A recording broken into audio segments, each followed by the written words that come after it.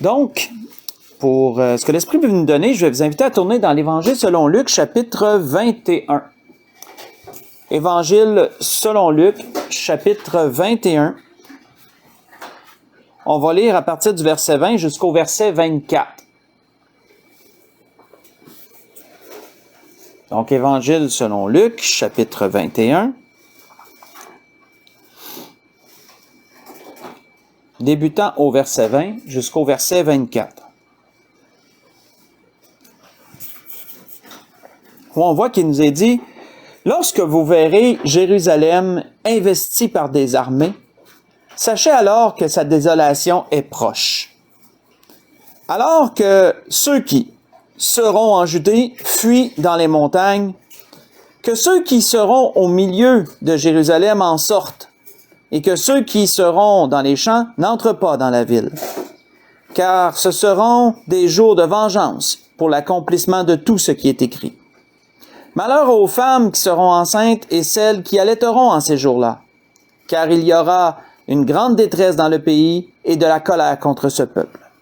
Ils tomberont sous le tranchant de l'épée, ils seront amenés captifs parmi toutes les nations, et Jérusalem sera foulée aux pieds par les nations jusqu'à ce que le temps des nations soit accompli. » On va arrêter ici. On voit que dernièrement, j'avais prêché un message à propos du peuple d'Israël, et c'était à propos de la colère contre le peuple. Parce que, comme il avait dit, il y aura de la colère contre ce peuple. L'Esprit nous ramène au même endroit ce soir pour débuter, pour aller chercher le message, mais ça ne sera pas le même. Bien sûr, ça ne sera pas le même sujet. Quand on considère ce qu'on vient de lire, on voit que ce que le Seigneur leur avait annoncé partait d'une seule question. Une question suite à un commentaire. C'est ce que vous voyez quand vous lisez à partir du verset 5, mettons. Mais on ne le lira pas. Mais dans Luc, chapitre 21, à partir du verset 5, c'est là que vous voyez le commentaire des disciples à propos de la beauté de la construction du temple. Et de là, le Seigneur de leur dire une affirmation qui les a totalement pris de court, parce qu'ils s'attendaient certainement pas à ce que le Seigneur leur annonce que le temple serait un jour détruit. Et là, ensuite, ils ont demandé au Seigneur, quel sera le signe? On voit ici, c'est ce que Luc nous dit. Dans Matthieu et dans Marc, il nous parle des signes, et Luc, lui, répertorie un seul signe. Luc, lui, selon les paroles qui répertorient du Seigneur, parle d'un seul signe. Quel sera le signe que ces choses-là vont arriver? On voit qu'on ne lira pas la suite, mais quand on la lit, on voit que en bonne partie, le Seigneur leur donne des signes, mais leur spécifiant que ça ne sera pas ça, les signes qui dévoileront ce qui va arriver. Que ce soit les guerres, les bruits de guerre, etc., la haine qu'il y aurait contre eux, ça ne serait pas encore la fin. Hein, c'est ce que le Seigneur avait clairement spécifié. Cela ne sera pas encore la fin. En voulant dire, vous allez voir ces signes arriver, mais ne croyez pas que ce sont des signes qui vont mettre en place ce que je vous ai dit. Ce ne seront pas ceux-là, les signes. Ça ne sera pas encore la fin, en d'autres mots. Et là, ensuite, le Seigneur, à partir du verset 20, va vraiment avec le signe. Qu'est-ce qui va démontrer que ce qu'il a dit va arriver? On voit que Luc, lui, nous parle que lorsque vous verrez Jérusalem investie par des armées. Mais quand on lit Matthieu et qu'on lit Marc sur le même endroit, on voit qu'ils définissent très spécifiquement qu'est-ce qui va arriver, quel sera le signe. Le Seigneur, ici, Luc, lui, nous répertorie un peu la cause, mais laissez-moi juste vous lire qu'est-ce que Matthieu dit, vous allez comprendre. Matthieu, lui, dit, à propos du même endroit, à propos de la même question, il dit, c'est pourquoi lorsque vous verrez l'abomination de la désolation, dont a parlé le prophète Daniel en lieu saint, que celui qui lit fasse attention. Je vous ai répertorié ce que Matthieu nous a dit dans Matthieu 24, verset 15. Hein, lorsque vous verrez l'abomination de la désolation. Une abomination, bien important de le comprendre, c'est une souillure. Une abomination, c'est une souillure. Une abomination, c'est quelque chose qui ne se fait pas. Aux yeux de Dieu, une abomination, c'est quelque chose qui ne doit pas être. C'est pour ça, lui, que Marc, pas besoin d'y tourner, mais dans Marc 13, verset 14, parle de l'abomination de la désolation qui ne doit, où elle ne doit pas être. C'est ce qui est spécifié par Marc, où elle ne doit pas être. Matthieu, lui, fait plus référence à ce que Daniel avait prophétisé dans Daniel 7, verset 29. Daniel 9, verset 27. Excusez, je les avais inversés. Si ma mémoire est bonne, c'est là. Donc, l'abomination de la désolation. La souillure, la chose qui ne doit pas se faire aux yeux de Dieu, qui amène la désolation. La désolation, ou en d'autres mots, la ruine. La ruine, la solitude. Luc, lui, nous dit, dans ce qu'on vient de lire, qu'est-ce qui va amener cette abomination-là? Qui va amener la désolation? Luc, lui, dit, lorsque vous verrez Jérusalem investie par des armées, c'est le fait que la ville sainte et le temple seront prises par les armées. Elles seront envahies par les armées et il y aura des soldats sur le lieu saint qui entreront dans le temple, chose qui ne doit pas être. Ceci amènera l'abomination, ce qui ne doit pas être, l'abomination de la désolation. On voit que, pourquoi Dieu va permettre ces choses-là? Dieu va permettre ces choses-là parce que ça sera un jugement contre son peuple. Et en passant, ces choses se sont déjà passées, mais elles vont revenir. Ça, c'est des prophéties cycliques. Ce que le Seigneur annonce ici, c'est des prophéties cycliques. J'en ai déjà parlé de ça. C'est quelque chose qui est déjà arrivé dans un temps, qui va arriver également. Ça va revenir, puis ça va arriver à nouveau dans les temps de la fin. C'est arrivé 70 ans après la mort, c'est arrivé 70 ans, je veux dire, à partir de la naissance du Seigneur, là, à l'an 70. Autrement dit, si on compte l'an 0, c'est arrivé en l'an 70. Lorsque l'armée romaine, sous le général Titus, a envahi la ville sainte par l'armée. Il a assiégé la ville lorsqu'elle a capitulé parce qu'elle s'était révoltée. Certains s'étaient révoltés contre Rome. Et lorsque la ville a capitulé et qu'elle a ouvert les portes, les armées sont rentrées dans Jérusalem et ils sont allés sur le mont du Temple et ils ont détruit le temple de l'Éternel. L'abomination de la désolation. On voit que Dieu aura permis ces choses dans le temps qu'elles sont arrivées, premièrement, et il va les permettre à nouveau lorsque ça l'arrivera, afin de juger son peuple. C'est ce que la Bible nous dit. Ce sera un jugement contre le peuple d'Israël. C'est ce qui est dit ici. C'est ce qui est dit au verset 22. Ce sera des jours de vengeance pour l'accomplissement de tout ce qui est écrit. Dieu va permettre cela pour juger son peuple. Juger son peuple de quoi? Faites juste écouter. Matthieu nous le dit. Matthieu disait ceci à propos du jugement du Seigneur. Le Seigneur avait dit ceci aux scribes, aux pharisiens. Il leur avait dit,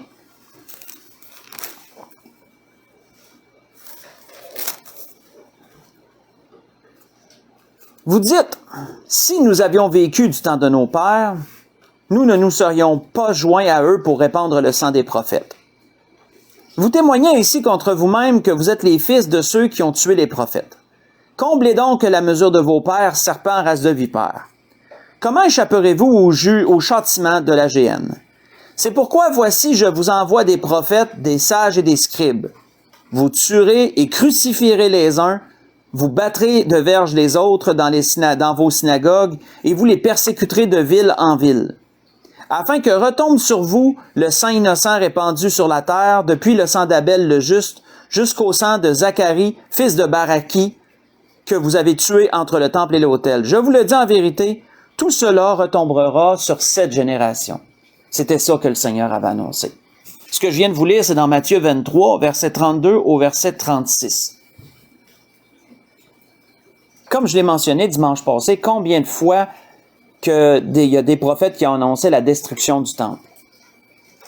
Et ça, pour les Juifs, c'était toujours inacceptable.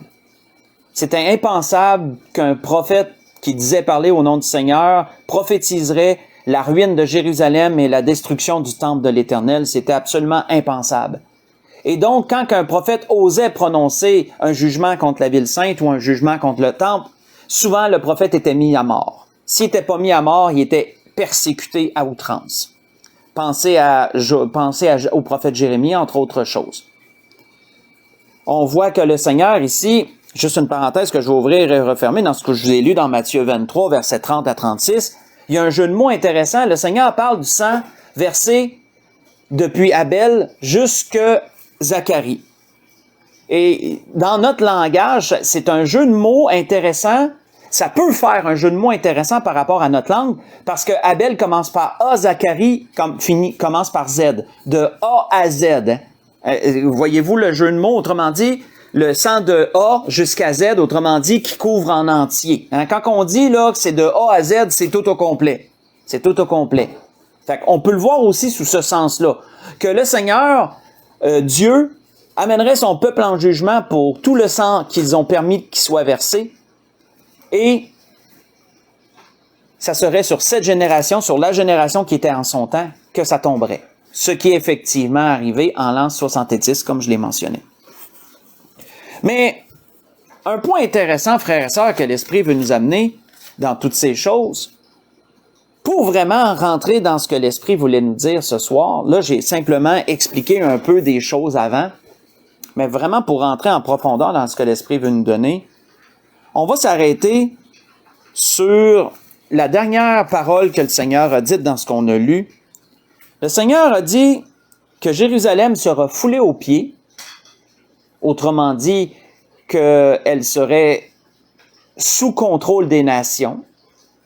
C'est ça que ça veut dire. Foulée aux pieds, ça veut dire qu'elle n'aurait plus, le peuple n'aurait plus totalement, je dis bien, là, et notez le mot totalement, le contrôle de sa ville, jusqu'à ce que le temps des nations soit accompli. Le temps des nations, frères et sœurs. Qu'est-ce que le Seigneur voulait dire par là? Qu'est-ce que le Seigneur voulait dire jusqu'à ce que le temps des nations soit accompli? J'ai déjà prêché un message sur le temps des nations, mais l'Esprit veut nous faire voir autre chose à propos de cette affirmation du Seigneur. Le temps des nations. Et pour le comprendre, on doit faire un petit voyage dans l'Ancien Testament pour le comprendre. On va aller lire ensemble dans la Genèse au chapitre 15 pour bien comprendre, et on va y revenir, bien sûr, pour expliquer ce que le Seigneur voulait dire ici. Jusqu'à ce que le temps des nations soit accompli. Qu'est-ce que le Seigneur voulait dire par là? Allons dans la Genèse au chapitre 15 pour le découvrir ensemble. Dans la Genèse au chapitre 15. On va lire à partir du verset 13 jusqu'au verset 21. Dans la Genèse, chapitre 15. Là, on va vraiment loin.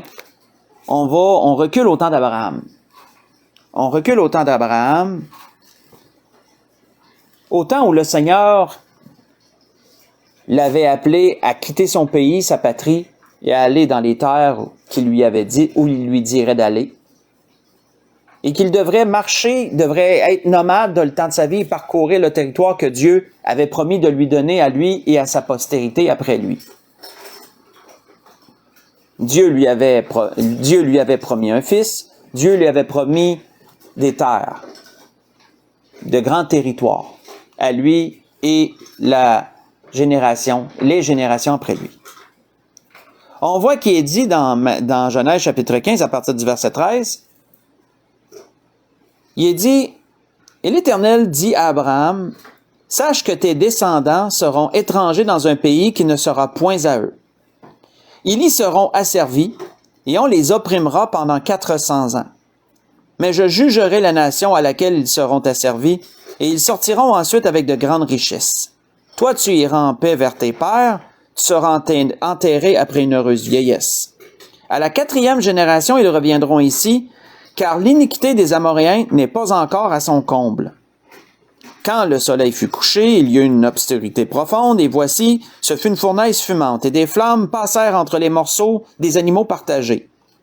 Et en ce jour-là, l'Éternel fit alliance avec Abraham, et lui dit, « Je donne ce pays à ta postérité, depuis le fleuve de l'Égypte jusqu'au grand fleuve, le fleuve de l'Euphrate. » On va arrêter ici. Donc, on voit ici, frères et sœurs, pour bien comprendre ce qu'on vient de voir, ce qu'on vient de lire, on voit ici que Dieu a fait des promesses. On le sait, Dieu a fait des promesses à Abraham. Mais Dieu va encore plus loin. Dieu va encore plus loin pour lui attester des promesses qu'il lui a faites. Dieu fait alliance avec Abraham à la manière des hommes. Je l'ai déjà expliqué auparavant, vous avez certainement déjà entendu l'explication d'ailleurs, mais pour ceux qui ne l'auraient pas entendu, je vais la répéter. C'est toujours bon de répéter ces choses. On voit qu'ici, à l'époque, une façon de conclure une alliance, une façon de conclure un contrat, de signer un contrat, signer, entre guillemets, un contrat, était de couper des animaux, de tuer des animaux, de les fendre, de les couper en deux et de mettre les morceaux alignés l'un à l'autre de chaque, mettons, laisser un espace entre les morceaux. Et les deux personnes qui concluaient une alliance ensemble ou qui accomplissaient un contrat devaient marcher ensemble entre les morceaux. Coutumes qui nous paraissent barbares, probablement, et assez bizarres, mais à l'époque, c'était vraiment une façon de conclure un contrat ou une alliance. Et d'ailleurs, c'est répertorié dans des écrits. C'est répertorié dans des écrits qui ont été trouvés, ça. Donc, c'est pas tiré des nuages et c'est pas fictif. C'est vraiment ça qu'Abraham avait fait parce que Dieu lui avait demandé de tuer des animaux et de les partager comme à l'époque.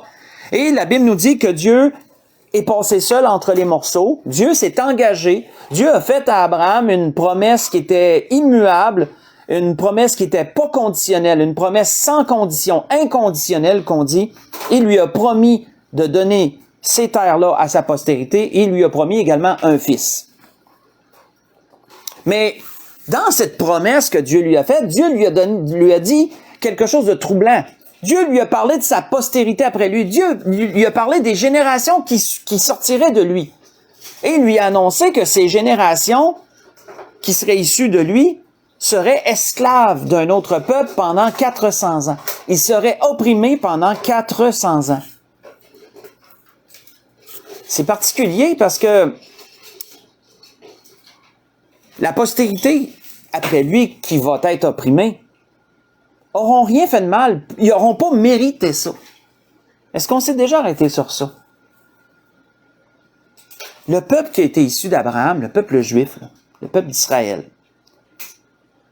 avait pas mérité, c'était pas un jugement de Dieu qui doivent être esclaves en Égypte pendant 400 ans. C'était pas un jugement de Dieu pour quelque chose. Pas à ma connaissance, du moins. Il n'avait rien fait de spécifique pour mériter ça. Mais Dieu le permettrait quand même. Dieu le permettrait quand même. Mais qu'est-ce que Dieu promettait, par exemple? Dieu promettait qu'il jugerait la nation qui avait osé les asservir. Dieu leur promettait ça.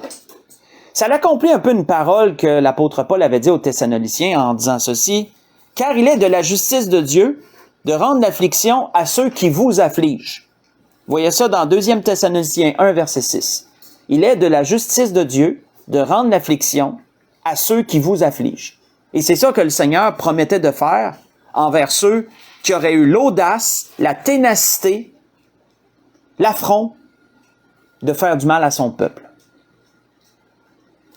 Pourquoi Dieu allait-il permettre une telle chose? Et là, peut-être vous vous dites, mais oui, mais qu'est-ce que ça a rapport avec ce qu'on a lu en introduction? On y vient. Pourquoi Dieu allait permettre que son peuple souffre l'esclavage pendant 400 ans?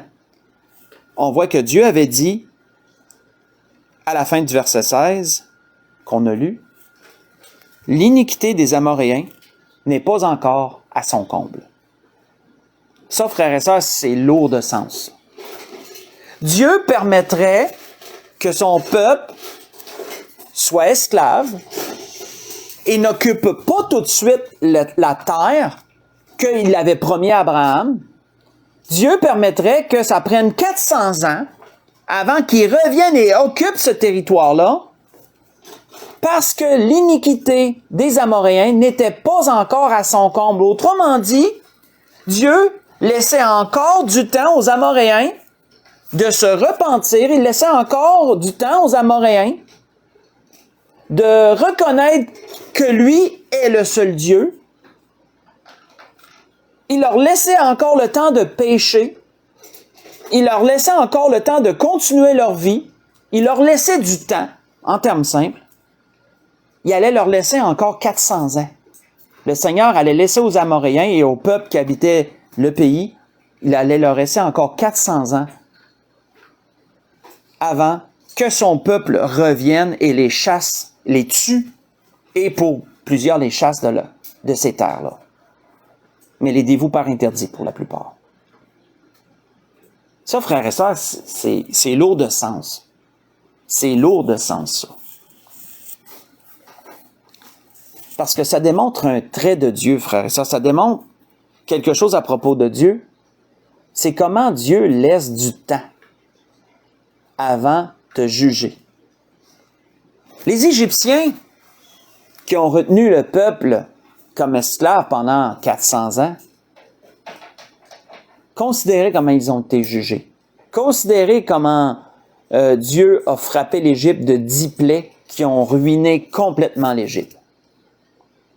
Considérez comment Dieu a permis que le cœur de Pharaon soit endurci jusqu'à la fin.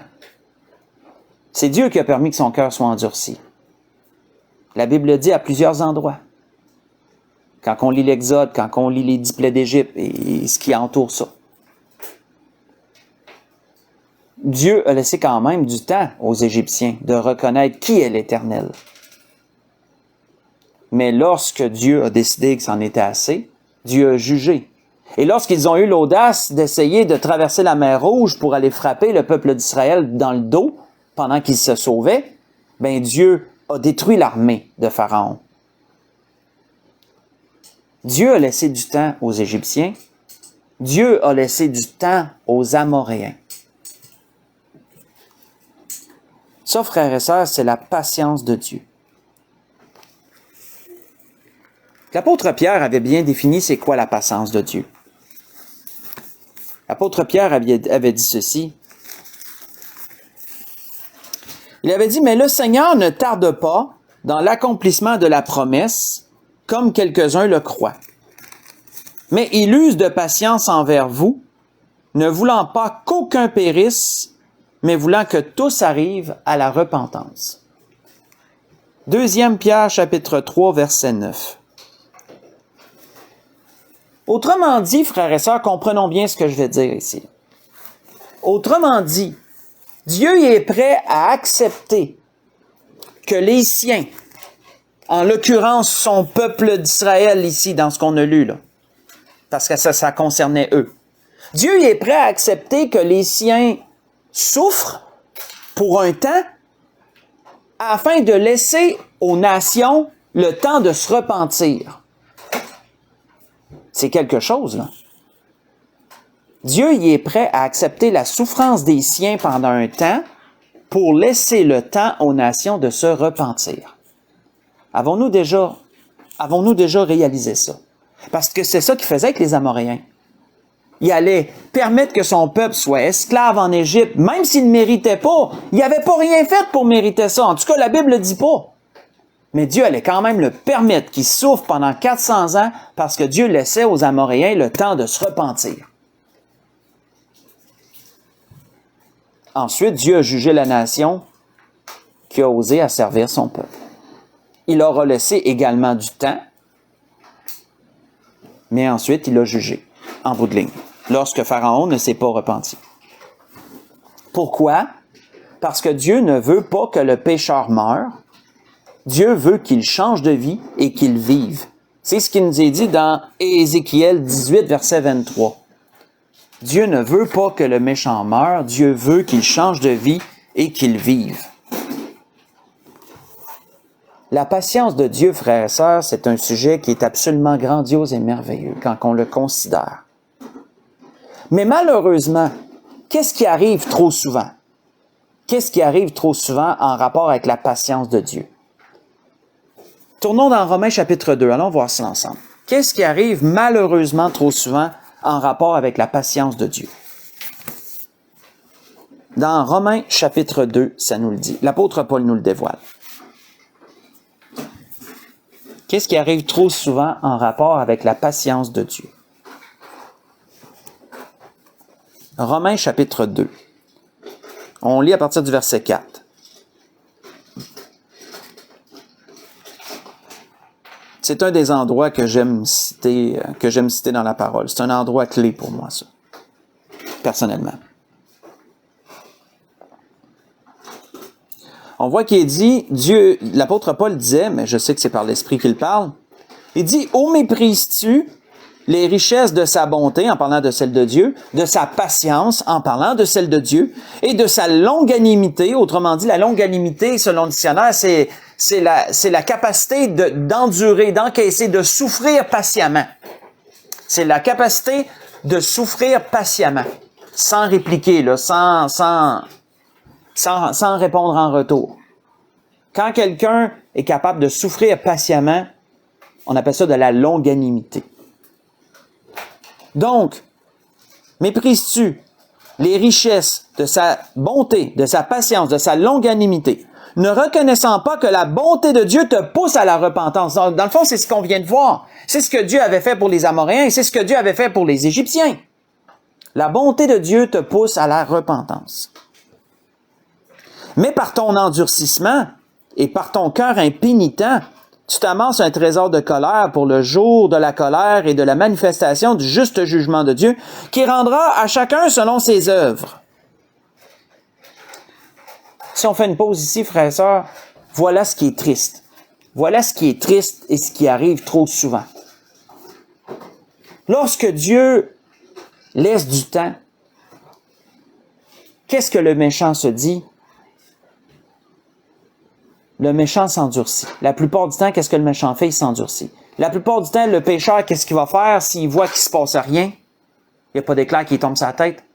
Il n'y a pas de malheur qui arrive. Qu'est-ce qu'il fait? Il va s'endurcir. Malheureusement, la patience de Dieu, dans la majorité des cas, ne produit pas, n'amène pas à la repentance, elle amène à l'endurcissement. C'est pas ce que Dieu veut pourtant. Mais c'est malheureusement ce qui arrive. On voit que Dieu a été patient envers Pharaon et il ne fait que lui résister jusqu'à ce que Dieu finalement doive le juger. C'est ce que Dieu a fait pour les Amoréens. Peu se sont repentis parmi les Amoréens. Mais la grande majorité ont été détruits lorsque Dieu a permis la conquête de la terre promise par son peuple. Ils ont été détruits. Ils ont été dévoués par interdit. C'était leur jugement à eux. Et c'est même ce qui est arrivé envers Israël. Même envers Israël, Dieu leur a laissé du temps pour se repentir. Quand le Seigneur est venu, là, c'était le wake-up call, là, c'était excusez-moi l'anglicisme, là, mais c'était le temps de se repentir. Là. Leur Messie, leur Seigneur, leur Dieu était au milieu d'eux pour leur parler. C'est comme la parabole. C'est comme la parabole du vigneron. Hein, après que ses serviteurs se soient fait battre et même tuer, il a envoyé son propre fils. En disant, ils oseront pas faire de mal à mon fils. Mais les vignerons, ils ont mis à mort le fils. Hein, dans la parabole du vigneron, si vous y retrouvez là. Dieu a même laissé du temps à son peuple. Et parce que son peuple n'a pas reconnu le temps où il a été visité, il a été jugé. La même chose que les Amoréens, la même chose que les Égyptiens. La patience de Dieu a produit chez la majorité de l'endurcissement et non de la repentance. Et ça semble vraiment contradictoire, ça. Ça semble totalement contradictoire. Malheureusement, c'est également ce qui se passe dans les temps où on est rendu. Et on va y arriver bientôt. Pourquoi ça produit de l'endurcissement? Pourquoi est-ce que les gens ne réalisent pas que si il se passe rien, c'est parce que Dieu use de patience et Dieu leur laisse du temps. Pourquoi ils ne réalisent pas cela? Faites juste écouter. David, dans un psaume, donne la réponse. Faites juste écouter. David dit, « Le méchant dans son orgueil poursuit le malheureux. Ils sont victimes des trames qu'il a conçues. Car le méchant se glorifie de sa convoitise et le ravisseur outrage méprise l'Éternel. Le méchant dit avec arrogance, « Il ne punit pas. Il n'y a point de Dieu. » Voilà toutes ses pensées. Il dit en son cœur, « Dieu oublie. » Il cache sa face. Il ne regarde jamais. Ce que je vous ai lu, c'est dans Psaume chapitre 10. J'ai lu le verset 2 au verset 4 et le verset 11. Voilà ce qui arrive trop souvent.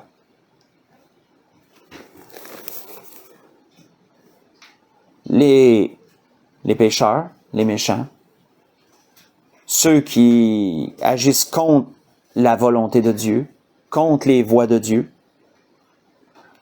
lorsque Dieu laisse du temps, ils se disent pas « Ah, j'ai le temps, je peux me repentir. » Non, ils s'endurcissent, tombent dans l'endurcissement.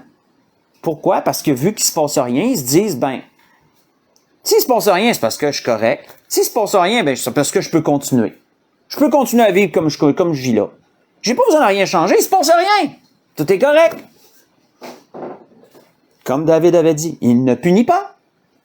Il n'y a point de Dieu. Hein? Il y en a qui disent ça, hein? Il n'y a pas de Dieu. Mais non, regarde, il ne se passe rien. S'il y aurait un Dieu, là, il y aurait quelque chose, me semble, qui arriverait.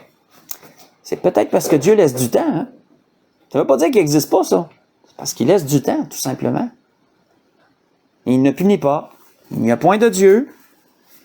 Il ne regarde jamais. Il oublie. Toutes des choses que David avait répertoriées dans le psaume 10. Et c'est ça qui arrive trop souvent, malheureusement. Avec la patience de Dieu, c'est malheureusement la réaction humaine face à ça. Et maintenant, si on revient à ce qu'on a lu en introduction, là, à la pensée qu'on a lue en introduction, Dieu a permis que la ville sainte, en l'an 70, et notez que depuis ce temps-là, Jérusalem a été foulée aux pieds par les nations, et que même encore aujourd'hui, Israël n'a pas totalement le contrôle sur sa ville. C'est encore les nations qui ont le contrôle de la ville, le contrôle du temple. C'est un organisme arabe, le Waqf, en tout cas, ça ressemble à ça, là, qui dirige le monde du temple présentement. Là. C'est même pas Israël qui contrôle le monde du temple. C'est un organisme arabe qui contrôle ça. Parce que le rocher du dôme est là. Qui est une abomination en passant, aux yeux de Dieu. Parce que ça n'a pas sa place sur le lieu saint de Dieu. Mais, même encore de nos jours, depuis l'an 70, les Juifs ont pu le contrôle de leur ville. Ils ont pu le total contrôle même de leur temple. Et pourquoi Dieu a permis ça? Jusqu'à ce que le temps des nations soit accompli. En d'autres mots, pensez à la même chose qu'il avait été dit à Abraham à propos des Amoréens. Le Seigneur disait, leurs péchés ne sont pas rendus encore à son comble. Les nations, qu'est-ce que le Seigneur disait? Ben, le Seigneur le disait simplement qu'il laissait du temps aux nations, jusqu'à ce que le temps des nations soit accompli. Jusqu'à ce que j'ai décidé de ne plus laisser le temps aux nations de se repentir, en d'autres mots. Ça forme un tout. Voyez-vous pourquoi on avait besoin de faire ce cheminement-là pour le comprendre? Le Seigneur a permis que son peuple soit jugé, dispersé parmi les nations, et l'a ramené. Mais ils n'ont pas le total contrôle encore. Le temps des nations n'est pas encore accompli. Dieu laisse encore du temps, en d'autres mots. Dieu laisse encore du temps. Mais il n'y en a plus pour longtemps, par exemple. Ça, on le sait. Avec les signes qui se passent, on sait qu'il n'y en a plus pour longtemps. Mais comprenons bien aussi autre chose, frères et sœurs.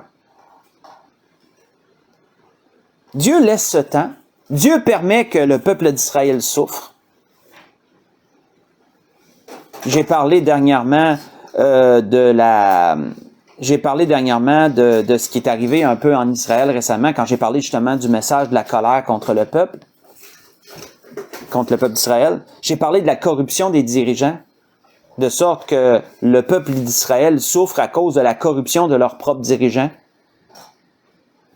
Le peuple d'Israël souffre à cause des terroristes qui habitent aux côtés.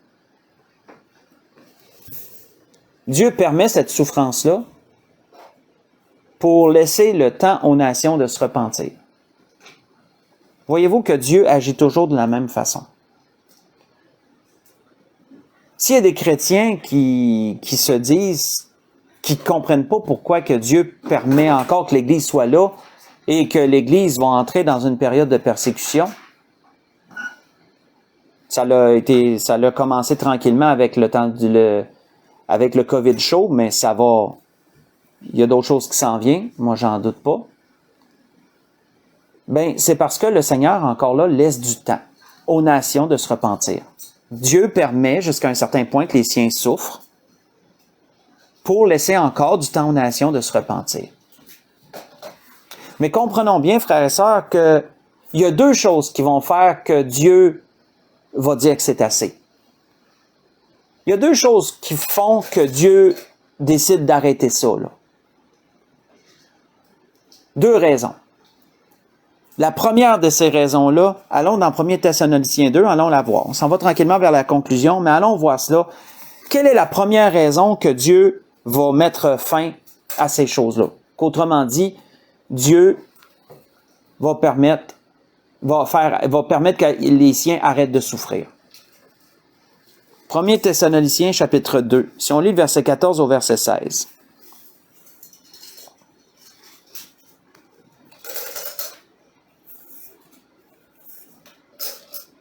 Quelle est la première des raisons qui va faire que Dieu va délivrer les siens, autrement dit? Va permettre qu'ils ne cessent de souffrir. L'apôtre Paul disait aux Thessaloniciens, car vous, frères, vous êtes devenus les imitateurs des églises de Dieu, qui sont en Jésus-Christ dans toute la Judée. Parce que vous aussi, vous avez souffert de la part de vos propres compatriotes les mêmes maux qu'elles ont souffert de la part des Juifs, qui ont fait mourir le Seigneur Jésus et les prophètes qui nous ont persécutés, et les prophètes qui nous ont persécutés, qui ne plaisent point à Dieu et qui sont ennemis de tous les hommes. Nous empêchant de parler aux païens parce que l'apôtre Paul et bien d'autres ont été persécutés parce qu'ils annonçaient la bonne nouvelle de Jésus-Christ aux païens. Nous empêchant de parler aux païens pour qu'ils soient sauvés, en sorte qu'ils ne cessent de mettre le comble à leurs péchés. Et notez la fin, mais la colère a fini par les atteindre.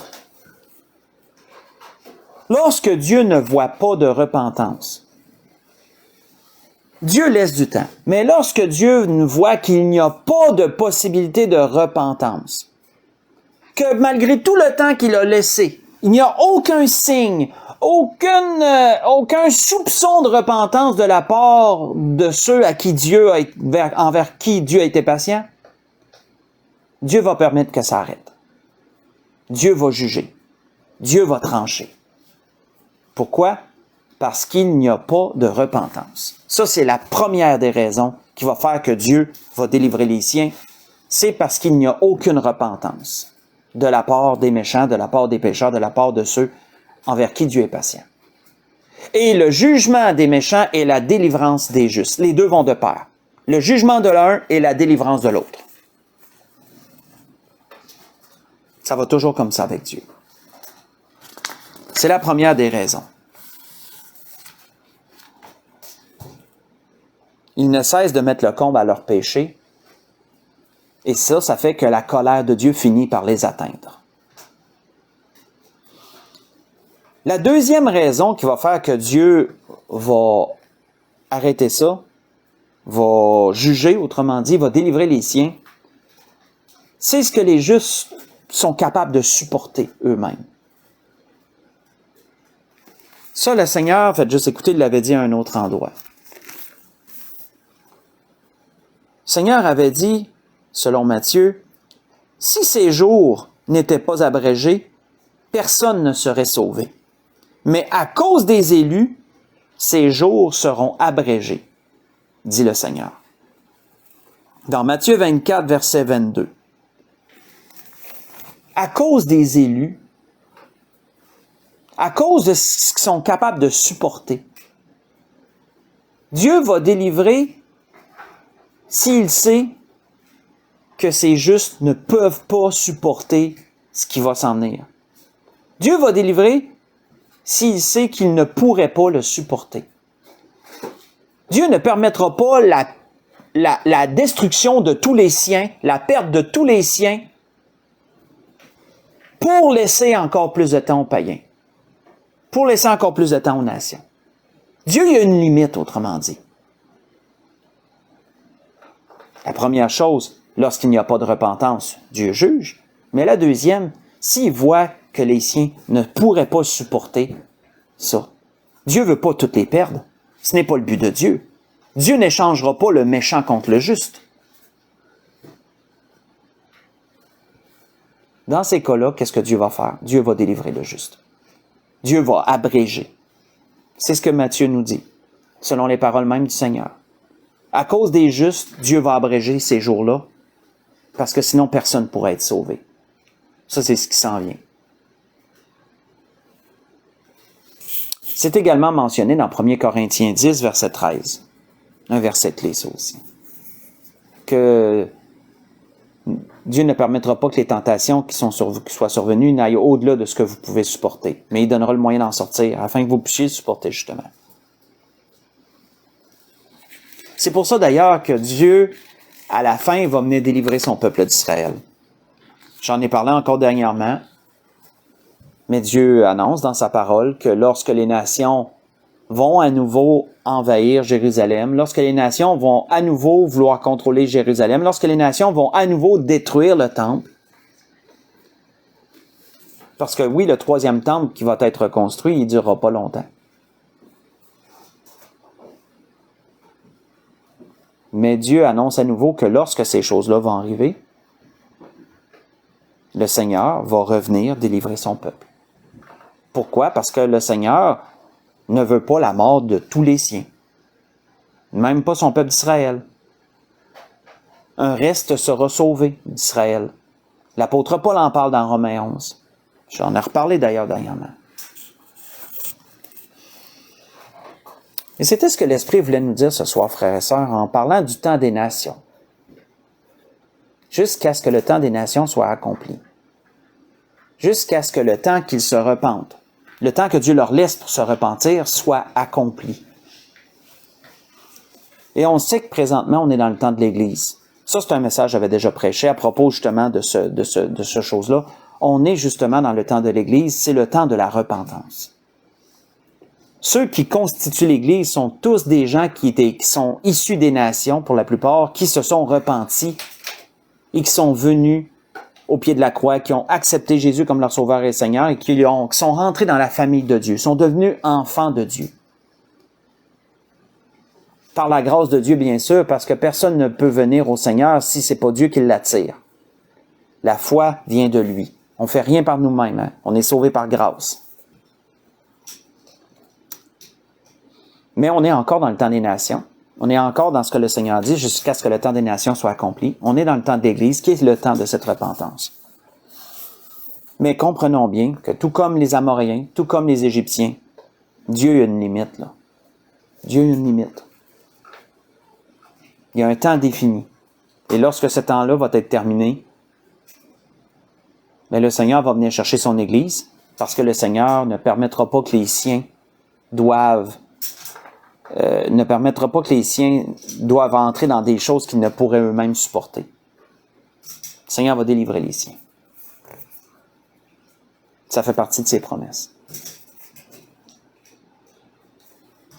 Et pour conclure, ce que l'Esprit a voulu nous dire ce soir sur ces choses, pour retourner dans 2 Pierre, chapitre 3. Conclure là. 2 Pierre, chapitre 3.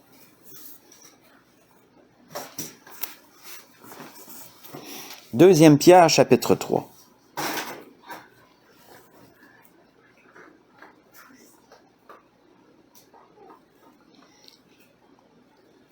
En lisant à partir du verset 14 jusqu'au verset 18. Et on va conclure là. L'apôtre Pierre disait, « C'est pourquoi, bien-aimés, en attendant ces choses, c'est la délivrance. Hein. Pour ceux qui sont sauvés, on attend la délivrance. On attend que le Seigneur revienne nous chercher. On trouve déjà que le monde part vraiment en vrille. Le monde est rendu fou, en d'autres mots.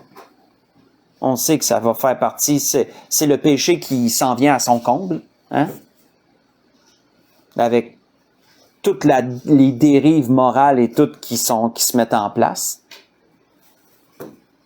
Je n'irai pas plus loin, vous savez probablement de quoi je parle. J'en ai parlé dans d'autres messages précédents d'ailleurs. En attendant ces choses, appliquez-vous à être retrouvés par lui sans tache et irréprochable dans la paix. Autrement dit, notre mandat, c'est de garder un haut standard de vie morale. Le mandat des chrétiens, c'est de conserver leur pureté. De conserver leur pureté dans un monde qui dégénère, dans un monde corrompu qui dégénère. Les chrétiens gardent le cap. Ils gardent la façon de vivre que le Seigneur a enseignée, les fruits de l'esprit, et toujours désirant être en paix avec tous les hommes. Croyez que la patience de notre Seigneur est votre salut. Comme notre bien-aimé frère Paul vous l'a aussi écrit, selon la sagesse qui lui a été donnée. Et c'est ce qu'il a fait dans toutes ses lettres, où il parle de ces choses dans lesquelles il y a des points difficiles à comprendre, dont les personnes ignorantes et mal affermies tordent le sens, comme celui des autres Écritures pour leur propre ruine. Vous donc, bien-aimés, qui êtes avertis, tenez-vous sur vos gardes, de peur qu'entraînés par l'égarement des impies, vous ne veniez qu'à déchoir de votre fermeté. Ça, c'est ce qu'il ne faut pas qu'il arrive. Il ne faut pas qu'il arrive que des chrétiens se découragent dans les temps où on est rendu, parce qu'on est tellement proche du but. On est tellement proche du retour du Seigneur, du moins pour les siens. On est tellement proche de cet enlèvement merveilleux, tellement proche que le Seigneur vienne chercher et que le jugement arrive sur la terre, la grande tribulation. Il ne faut pas que personne se décourage. Considérons, frères et sœurs, que si nous souffrons, que si on trouve que c'est difficile, considérons qu'on participe à la patience de Dieu pour que les hommes se repentent. N'oublions pas que Dieu est prêt à laisser les siens souffrir pour un temps pour que les nations puissent se repentir. On participe à ça en acceptant de souffrir. On participe à ça en acceptant les choses. Mais on doit garder le cap pour le Seigneur, par exemple. On doit garder le cap pour le Seigneur. Mais croissez, comme il est dit au verset 18, mais croissez dans la grâce et dans la connaissance de notre Seigneur et Sauveur Jésus-Christ. À lui soit la gloire maintenant et pour toute l'éternité. Amen. C'était ce que l'Esprit voulait nous dire ce soir, frères et sœurs. Le temps de se repentir. Et si quelqu'un a écouté ce message et qu'il n'est pas sauvé, premièrement, bravo, parce que normalement, ça ne garde pas l'intérêt. Si tu n'es pas sauvé et tu écoutes le message, bravo à toi. Mais comprends ceci, Dieu te laisse le temps de te repentir. Mais le temps des nations achève. Prenons pas la patience de Dieu pour acquise. Ne prenons pas la patience de Dieu comme une permission de vivre dans le péché, de vivre contrairement à la volonté de Dieu. Ne croyons pas que c'est une permission parce que Dieu est patient. Au contraire, c'est vraiment pas ça. Prenons au contraire la patience de Dieu pour un temps où on doit se repentir, où c'est le temps de se repentir, que c'est le temps de donner ta vie à Jésus. Ou si tu écoutes ce message à soir puis que tu as déjà donné ta vie à Jésus un temps puis que tu t'es détourné puis que tu t'es égaré, mais c'est le temps de revenir. C'est le temps de revenir parce que ça s'adresse à toi aussi.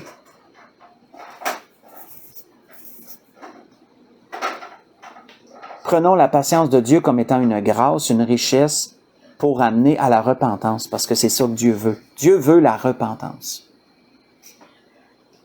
Ne soyez pas de ceux qui est dit, où le Seigneur dit, par ton endurcissement, par ton cœur impénitent, tu t'amasses un trésor de colère. Ne soyez pas de ceux-là. Parce que c'est une chose terrible de tomber entre les mains du Dieu vivant, comme il est écrit. Donc, je vais arrêter ça là. Je voudrais vous souhaiter à tous et à toutes une bonne fin de soirée. Que le Seigneur vous bénisse, qu'il vous dirige, qu'il vous garde. Et pour l'Église de l'Espérance, on va se dire à dimanche. Soyez bénis, bonne fin de soirée tout le monde.